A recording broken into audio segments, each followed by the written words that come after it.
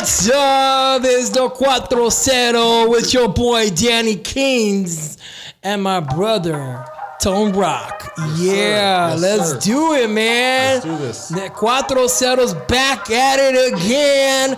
Another Thursday, another whatever day we dropped this episode, man. Episode 2. It's better than the Star Wars sequel, I could say. You know. Man, I'm excited. Are you excited? I'm very excited. How man, are you feeling good? I'm feeling great. Because the next artist he's gonna bring fire. Let's bring it. Yeah, so much fire that I'm pretty sure this shirt is just gonna like disappear. Rocking the gear right here. Oh man, but before we bring up our next artist, I want to talk about our sponsor. Yeah, Prominent One. Prominent One Realty, Prominent One Financial Group. If you want to buy, sell, refinance, cash in, buy investment property, they could help you do it. Fernie and Bernie Torres, those are my people right there. Yeah. Give him a call, man. Give him a call, man. All you got to do is give him a call because maybe this is your year. You're probably thinking, man, I want to buy a house. With a big old backyard. I want to put a dog in there. I want a garage for my 7 cars. Right. I'm just joking about that, or maybe I'm not. A big, nice front yard. I don't know. Like, what are you into, man? Well, what we need to do, if you're interested in buying and you want to find out what you're good for, your buying power, we could pre-qualify you. Give Bernadine a call, and her number is 909-568-5805. That's 909-568. Went off there. 5805. And if you're looking to buy or sell your house, then you need to contact my brother Fernie Torres. And his number is 909-325-9302. That's 909-325-9302. And they could help you. Give them a call, man. Check them out. They're ready and willing to help. Let's get it. Wow, man. And there's nothing wrong with just giving them a call. Just give them a call. See what happens. They're waiting for your call. What is the worst thing that could happen? You're not qualified. Oh, yeah, that is the worst thing that could happen, actually. And they like to say they will never tell you no, but they will tell you when. There you go, man. And I'm excited for today, man. I'm excited for today because we got so much stuff going on. This whole month of April. We have a show coming up in April 22nd. And it's an amazing show. And we have one of the coolest artists in the lineup. That's right. And I'm super blessed to know this guy. I know this guy for so many years. This dude knows how to freestyle. This dude knows how to just do his hair. This guy is everything that an artist should look like, man. But the one thing that I admire most about this dude is that he loves God with all his heart, man. And that is awesome. Yes, when you have all the looks, but you give it to the Lord, that is great, man. Praise God. That is great. So, should we bring him out? Let's bring him out. Give it up for my boy, PUBLIKO! Yeah, PUBLIKO!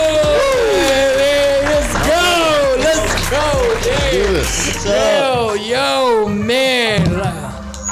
What's up, buddy? What's happening, bro? Hey, man, buddy. How you feeling, buddy? I'm feeling great. I'm feeling blessed, bro. Yeah. It's a blessing to be here. Thank you for having me.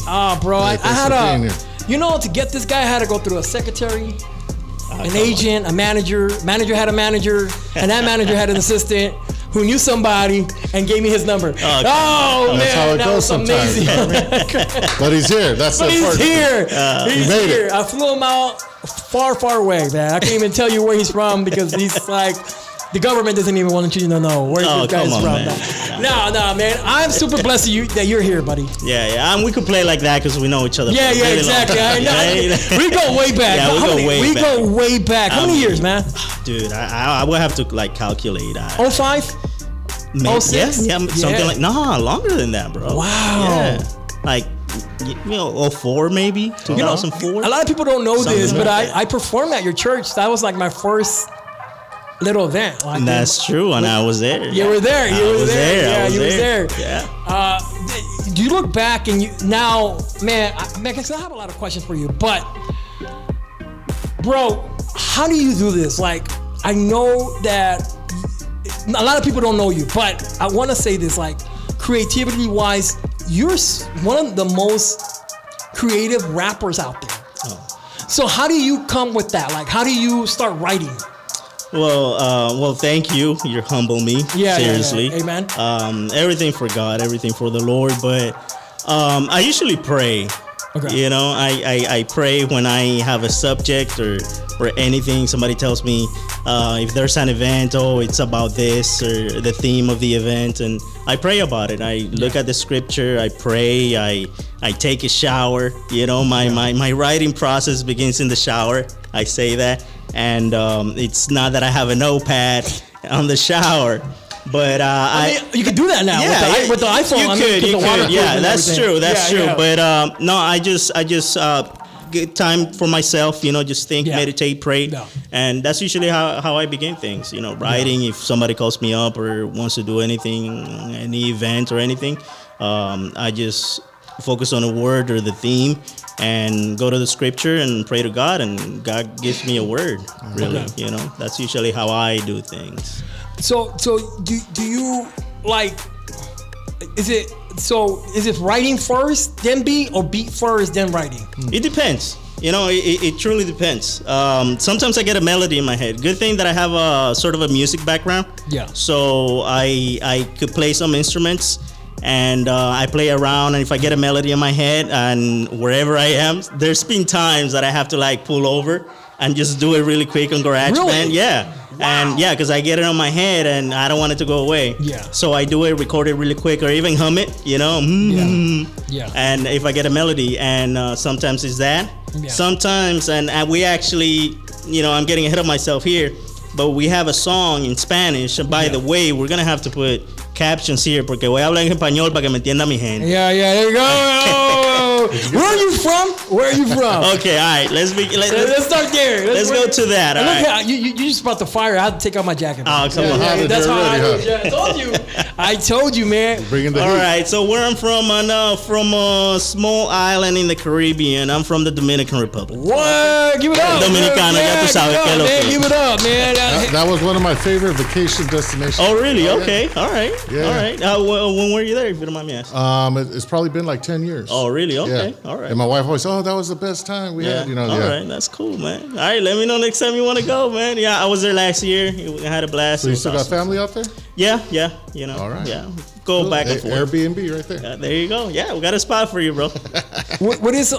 Because I'm pretty sure maybe I'm just not but like one of your dishes that you guys do. What is it? Something that you could be like, that's. All right. Well, okay. All right. Let's talk about food then. I want to talk about food. Let's talk about food, man. All right. That's always a good topic for me. That's true. You know, food brings people together. Right? Exactly. Break bread. You know what I'm saying? I'm getting hungry already. Right, well, you know, a nickname for Dominicans, they call us plátano because we eat plátano a lot, like various ways. Yeah. We don't wait till they ripe. We don't wait till the plantains. Yeah. We don't wait till they get yellow or ripe or whatever. We eat them when they're green. Yeah. We have this mango. We call mango. It's kind of like mashed potatoes, but with plantains. Oh, okay. So that's one of my favorite things. That's one of them. And there's I'm gonna have to try that one. Yeah, there's a lot more other ones, but mango is plantains, kind of like mashed potatoes. Yeah. Okay. That, and then you add anything you want on top. Wow, that sounds bomb, man. Now I'm hungry. Right? Hey, so talking about your background, you were born in, into Christianity.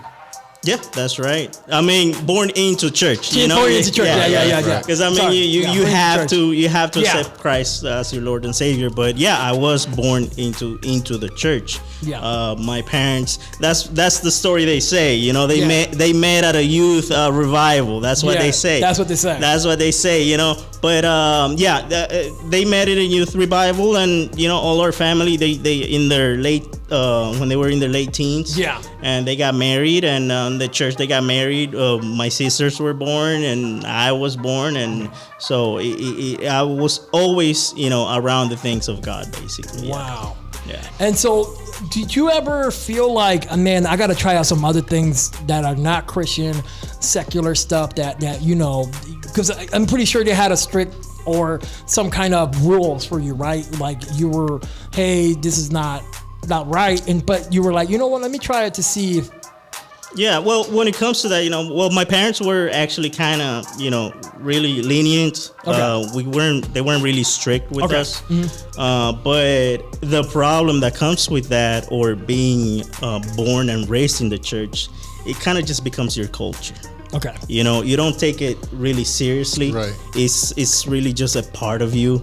Kind of like where you're from, what flag you fly.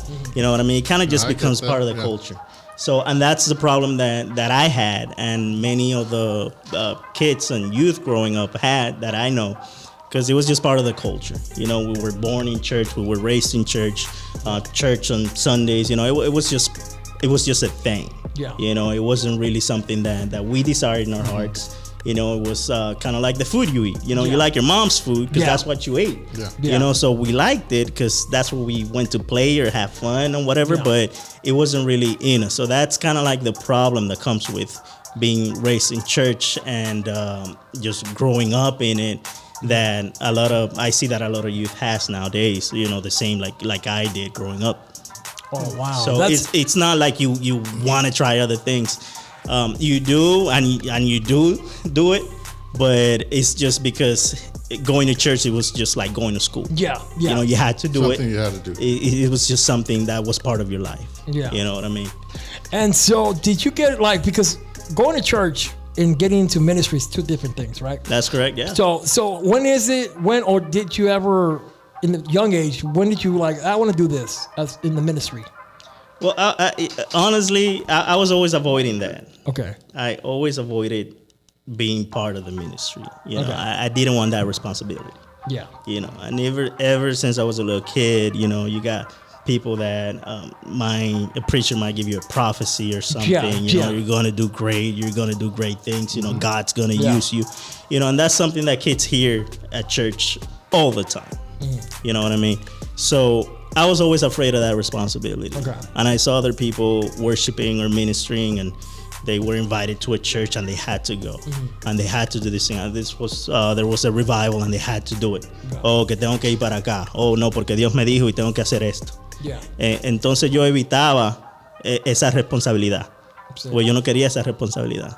Yeah. Porque sí, estar en la iglesia, like you said, being Yeah. in church and Yeah. being part of the ministry is something different. So I was always pushing that away. And you know that. Yeah. You know that I because know. we had that conversation before. Yeah. Where I just didn't want that responsibility. I was happy knowing God, knowing what He's done for me, Yeah. and what little things I try to do, but I didn't want to do more.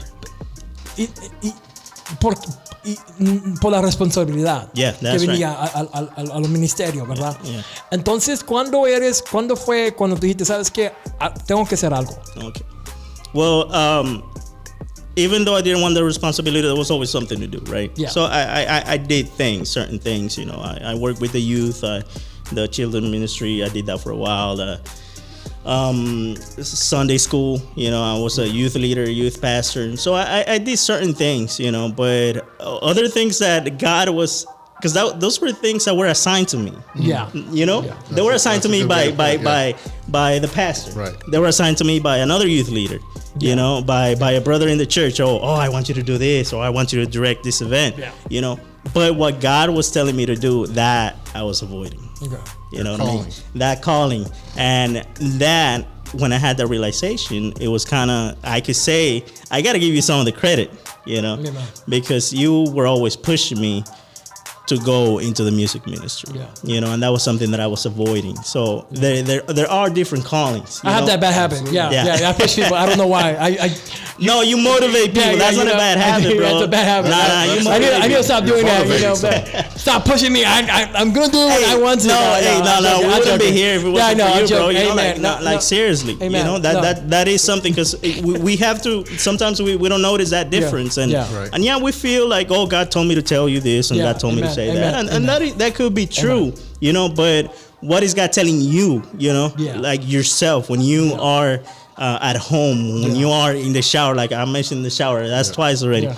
But so go shower, you guys. Yeah, go shower. Go shower. When you're by yourself, you know, when you're praying, what is God telling you? Like forget about what other people are telling you that God wants you to do, but what is God really telling you in your heart? Yeah. You know, and the way I realized that was like, you know what? Yeah, God is telling me to do certain things because I'm doing them, but I am doing them on my own. Yeah. You know, like when it came to music, tons of songs that I will record on my own that I wouldn't release, notes and just little poems that I would do, but I will never, take them out to the public. You know, it was just on my own. So that is what God was telling me. Right. No, not to, direct the youth or a Sunday school class or anything, but that God was telling me to do that with the music and writing. So that's when I had that realization, like, this is what God is telling me to do. That's what I was avoiding. I received it. Exactly. It's been years, man. I know you for years, Brody. And I've always told you this, that you have to release something, because you're so talented. And I, to a point where I envy you, not in a bad way, but in a good way. Because you're so talented, God has given you this talent of writing, bro. Well, thank you. And the way you rap, you can literally change the game if you wanted to, right? God could use you for that, not to boost you, but I'm giving you that where I feel like God is giving you, right? Like that, and I'm just honoring my own brother, right? Thank you, but I really want you to know, bro. Like I do see that, and I know that we're about to drop Plan, right? That's right. Let's talk about that. Now, I know when we did this song maybe 3 years ago. That's right. You know, if you guys watched the Plan music video, go watch it on YouTube and on my channel. And I did not know 3 years ago why you wrote this song. You just barely told me last year what it means, your verse. And when I hear the verse, I'm like, it's a regular, because I know you, right? It's a regular dope verse, but there's a meaning to your verse. That's right. You want to talk about that? Yeah. No, so free to talk about that. What inspired you, or what made you feel like I gotta write this? Right. Well, that was one of the times that I had to pull over and actually record on the phone. Sitting in traffic on the 91, imagine just commuting. Right. Well, a lot of us are familiar with that. Well, at that time you showed me the beat, and I had some ideas. Yeah. But it just came to me. I was going through some stuff. I was having a hard time. Work, family. And I just started like singing it. I just started rapping it. Yeah. Most of the song is actually surprisingly. Excuse me, and I hardly do that. Yeah, it was mostly freestyle, and then I had to go and rearrange it. But it was like that because I felt, and the song goes like, a veces no entiendo mis pensamientos. Like sometimes you're thinking about something, but you don't even understand it. Yeah. And sometimes you're confused. Is this from God? Is it from me? Yeah. So sometimes I have my thoughts and I don't even understand them. A veces no entiendo mis pensamientos ni conozco mis sentimientos. Yeah. We have different feelings and we don't know what they mean. Yeah. And so I couldn't even sleep. I was just, and I told my wife, I can't sleep. Just so many thoughts going through my head. Yeah. And sometimes you feel like, because traffic was moving really slow, I say that in the song. Parece que no se mueve el tiempo, pero lo que pasa es que se mueve lento. Yeah. So sometimes we feel like we're frozen in space, but God is moving things. Yeah. And we're just not looking through our spiritual eyes, and we want it in our time. And God is moving things, and to us sometimes it seems slowly, like they're moving really, really slow. Yeah. But it's just in God's time, and we feel like it's just still. But no, God is moving things in the direction that He wants you to go. Okay. So that's how kind of I became about that song. Do you ever like, because like in the video you're holding the rope, right? Yeah. And that's almost like a sign of suicide. It is. It is. Now, a lot of times when the Christian talks about suicide, they get criticized. No, that's true. You know what I'm saying? True. They talk about like mental health and the devil and things like that. When should we talk about suicide? All the time. if the conversation comes up, we need to bring it up. Yeah. And I'll tell you this example. I used to do a panel at my local church. Yeah. And one of the questions, it was I had a box, and throughout the whole month, youth and adults would drop in a question anonymously. And one of the questions was about suicide. If God could forgive suicide or having suicidal thoughts. And I remember when I read it, one of the leaders and the pastors just stood up and said, "No, it's bad. All right, next question. Just move on to the next question." And no, we had to. And unfortunately, at the time, I was a little younger. And out of respect, I said, "Okay, let's move on to the next question." But I don't know who wrote that. Maybe it was somebody that was actually like, not that had the thought or like, oh, let me just write this question, but it was probably somebody that actually had that thought. You never know. So I mean, out of respect, I kept the whole panel going, but looking at it now, like I shouldn't be like, no, brother, what, let's talk about this, especially nowadays. That was a few years ago, but if it was nowadays, I would definitely be like, no, you know what, vamos a hablar de esto. No se sabe quién escribió esto o quién está pasando por eso. Why is it so hard though to talk about suicide in the Christian community? Because people like when I hear somebody say, "Oh yeah, I'm going through a phase," they think that's a sign of weakness. Yeah, they do, and I mean, and it's not really, because what happened, like for example on this song, and I wasn't really having suicidal thoughts, but sometimes you feel like you just want to finish everything. I remember there was a time, and even growing up, even as a teenager, I used to say, I see people struggling, work, school. I was like, I just want to be, I want to be 50 and have everything set already. Like I don't want to go through the struggles. You know what I mean? Just I just want to get over it, get to it, and that's it. Like I don't want to go through all of this. You know what I mean? So sometimes you feel like that, and it's not necessarily like a suicidal thought. And I kind of show that in the video, holding a noose. And but there are people that do feel that way. And we do need to talk to them or talk about it, and it is uncomfortable. But and those people, they actually, some people need help, need guidance. Not just, I'm gonna pray for you, brother. No, but talk to them. What are you going through? Invite them to eat, invite them to your house. You never know what somebody's going through. And not to take anything from you, buddy, but like I went through a phase of suicide, and I remember not feeling support from my church. Not feeling that like I could go to somebody, and talking to them about suicide. And even though I'm having these thoughts, I'm rebuking him, like, hey, it's right, because you do know it's bad. Yeah, it's bad. It's bad. But I really wish there could have been somebody at that time, because I was at the point where when I see you with that knot, bro, that was like, I could feel like that's me. Wow. I was right there. Yeah, you could relate to that. Yeah, because if it wasn't for one sister and a text saying that Jesus loves you, I would have never been here. Wow.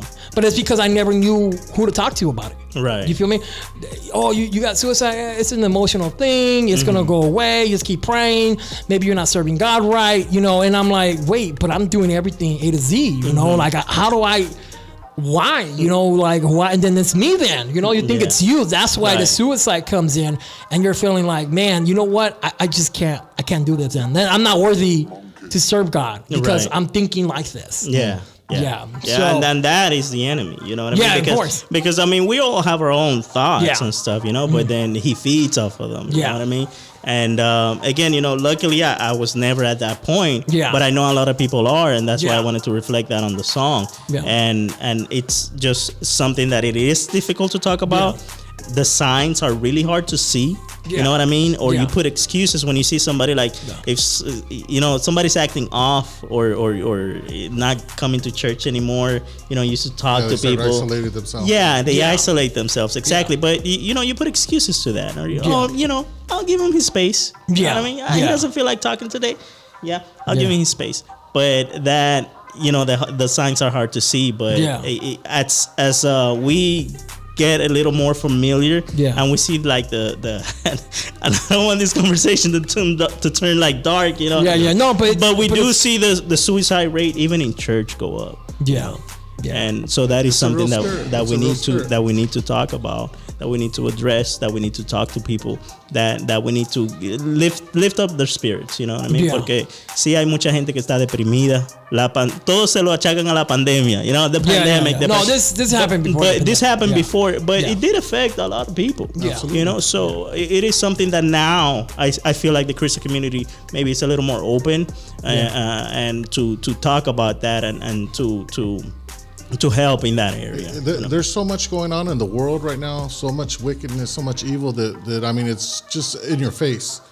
And now more than ever, we as brothers and sisters, we got to love one another. That's true. And it takes love to have that conversation with somebody. Yeah. Now, I've been through a lot of things in my life, and like brother was sharing, like you don't feel comfortable in sharing because you don't want them to judge you. Yeah, exactly. And that's a lie from the enemy, because there are people that actually genuinely care. Yeah, and that's that true. will not only pray for you, but check on you. And that's all people want to know, that somebody cares. Yeah. And a lot of times it's missing. I don't say it's missing in the church, but in the people that you're around. And when you see that brother or sister isolating themselves or not coming around anymore, that's when you really got to stay in touch with them. That's true. That's when you got to reach out to them and say, hey, brother, I love you, man. Like, what's going on with you? Yeah. Exactly. And you got to have a relationship, and you got to love that person to do that. Yeah. Because a lot of people are like, oh, he'll be all right. Yeah, exactly. I'm praying for you, brother. You know, hey, yeah. You know? Yeah. But hey, brother, what's up? Let's go have lunch. Yeah, let's go have this. a let's go have a coffee or something. Like, Yeah. you know, Yeah. I am, you know, Publiko, man, I know this conversation was really long and stuff, but I know that you also have some stuff going on this year. You're going to be part of that event, April 22nd. Let's That's Go right. Revival. Yes. Man, how do you feel being one of the headliners there, man, and just showing off what I'm God has excited, given bro. you, man? I'm excited. I mean, you know, it's something that I kind of, and I did it in my local church when we had like a revival. That's something that I usually kind of like. Oh, there you go. That I like being part of a worship. You know what I mean? That's why I kind of like was kind of putting off releasing music and stuff, because you don't have that relationship with people. You know, like they listen to your song or they don't or whatever. Yeah.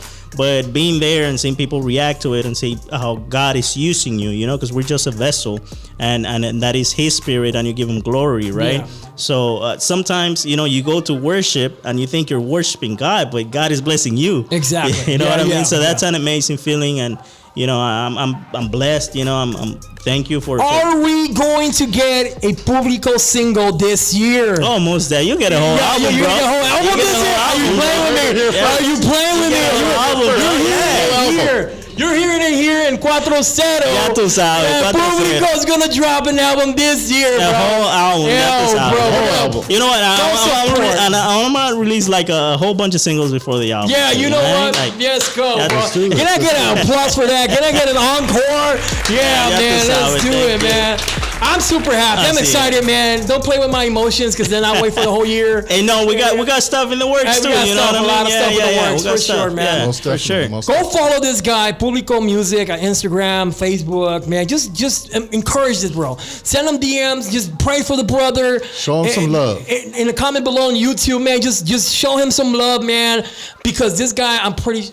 If you have not seen the music video Plan, go check it out, bro. Yeah, go check it out. This guy is just blowing people's mind, not just visually, but just his lyrics, man. Also, he's part of that song Fortaleza, right? Yeah, Me Me Fortalecerás. Yeah, yeah, that's true. And also, what's the other one where with Be Easy we did? Let's go. Let's go. Yeah, let's go revival. Yeah, man. go. Check it out. So thank you guys Thank you. again. I thought I was gonna freestyle. You know what? well, time is up. Time is up. You know, I'm sorry, buddy. Para la próxima, But para I la will próxima. bring you back, man. most Again, definitely. most Yeah, for definitely. sure, man. It's Cuatro, That's Cero. Publiko. Stay blessed, you guys. Amen. Stay blessed. Ya tú Peace. sabes. Dale.